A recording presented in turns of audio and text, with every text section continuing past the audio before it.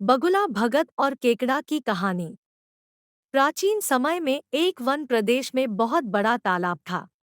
वहां प्रत्येक प्रकार की सामग्री होने के कारण अत्यधिक जीव रहते थे, जिसमें मछलियां, केकड़ा, बुगला पक्षी आदि रहते थे। उसी तालाब के किनारे एक आलसी बुगला रहता था।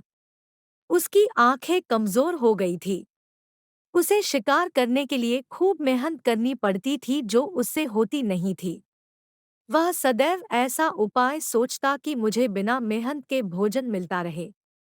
एक दिन उसे ऐसा उपाय सूझा और उसे वह आजमाने के लिए तालाब के किनारे खड़ा होकर आंसू बहाने लगा। तालाब में से एक केकड़ा निकला और बोला, मामा, आज आप शिकार करने के बजाय यहाँ खड़े होकर आंसू क्यों बहा रहे हो? क्या बात हो गई? बुगले ने उत्तर दिया, पुत्र, मैंने पाप का मार्ग छोड़ दिया है। अब मुझे आत्मज्ञान हो चुका है। आता मैंने शिकार करना छोड़ दिया है। मैं पास आई मछलियों को भी नहीं पकड़ रहा हूँ।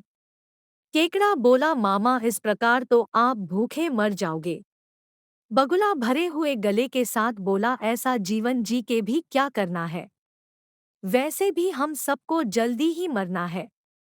मैंने अपनी दूरदृष्टि लगाकर पता लगाया है कि यहाँ 12 वर्ष का लंबा सूखा पड़ने वाला है। केकड़े ने बुगले की बात तालाब के सारे जीवों को बता दी। सारे जीव इस बात से चिंतित होकर बगुले के पास दौड़े चले आए और बोले, भगत मामा, अब हम सबको कोई बचा सकते हैं, वह आप है। आप अपनी बुद्धि का इस्तेमाल करके इस समस्या से हम सबको छुटकारा दिलाइए। बगुले ने कुछ देर सोचने के पश्चात सभी को बताया कि यहाँ से कोसों दूर एक तालाब है, जिसमें हर समय झरने का पानी गिरता रहता है, वह कभी नहीं सूखता। यदि सारे जीव उस तालाब में पहुंच जाए तो सभी का जीवन बच सकता है। किंतु अब उन सबके सामने यह समस्या आ गई कि उस तालाब पर पहुंचा कैसे जाए। इस समस्या का निदान भी बगुले ने कर दिया। वह बोला, मैंने जीवन में कई पाप किए हैं। अब मैं उनका प्रायश्चित करने के लिए जीवों की सेवा में लग गया हूँ। आता मैं एक एक करके सभी जीवों को अपनी पीठ पर बिठाकर उस तालाब तक पहुंचाऊंगा। बगुले की बात सुनकर सभी जीव बगुले की जय जयकार करने लगे। अब तो बगुले की मौज हो गई। बगुला रोज एक जीव को अपनी पीठ पर बैठाकर उड़कर कुछ दूर ले जाता और एक चट्टान पर पटक कर मारकर खा लेता।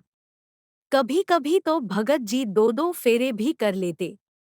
रोज बिना मेहनत किए हुए शिकार मिलने के कारण बगुले की आंखें तेज हो गई, शरीर में चमक आ गई और पंख भारी हो गए। दूसरे जीव बगुले को देखकर बोले, देखो, दूसरों की सेवा करने का असर बगुले के शरीर पर हुआ है।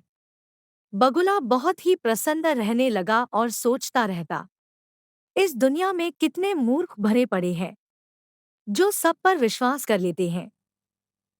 ऐसी दुनिया में अगर थोड़ी चालाकी से काम लिया जाए तो मजे ही मजे हैं। बिना किसी मेहनत के अपना कार्य निकाला जा सकता है और बैठे बैठे पेट भरने का भोजन मिल जाए तो सोचने का बहुत अधिक समय मिल जाता है। कई दिन यह क्रम चलता रहा। केकड़े ने कहा, मामा, सभी की बारी आ चुकी है, लेकिन मेरी बारी अब तक नहीं आई है, मेरी बारी कब आएगी? बगुला बोला, आज तेरा ही नंबर लगाते हैं, आ मेरी पीठ पर बैठ जा।